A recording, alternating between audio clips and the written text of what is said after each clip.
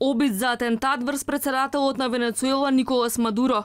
Вчера во непосредна близина на местото каде што држал говор на воена свеченост експлодирале дронови наполнети со експлозив.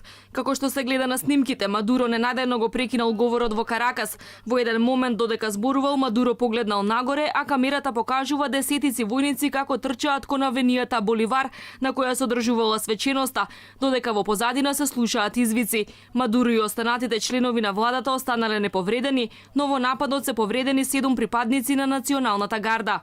Имаме доказ дека ова беше обид за убиство. Не успеа. Председателот Мадуро од нападот излезе неповреден и продолжува со работа.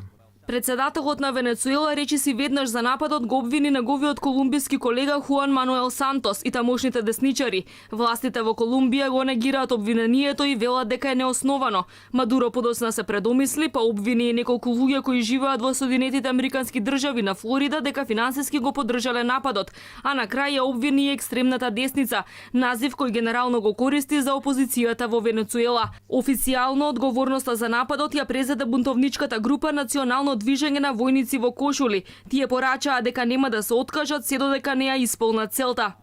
Операцијата се состоеше од лет на 2 дрона кои беа наполнети со експлозив С4 до председателската трибина. Снајперистите на почесната гарда успеа да ги соберат дроновите пред да стигнат до метата. Овој пат тоа не успеа, но само е прашање на време. Се смета дека бунтовничката група е формирана во 2014 година и е блиска до поранешниот венецуелски полицаец Оскар Перес, кој во јуни 2017 предводеше напад со хеликоптер врз владината зграда во Каракас. Перес беше убиен од страна на венецуелската армија во јануари. Обидот за атентат се случува во екот на големо незадоволство кај народот поради огромната сиромаштија и рецесија во земјата. Во Венецуела владее хиперинфлација која се очекува да достигне 1 милион проценти до крајот на годинава. Сепак Мадуро најави само козметички промени. На 20 август ќе избрише 5 нули помалку од националната валута. Во меѓувреме, населението живее во недостиг од храна, лекови и стока за широка потрошувачка.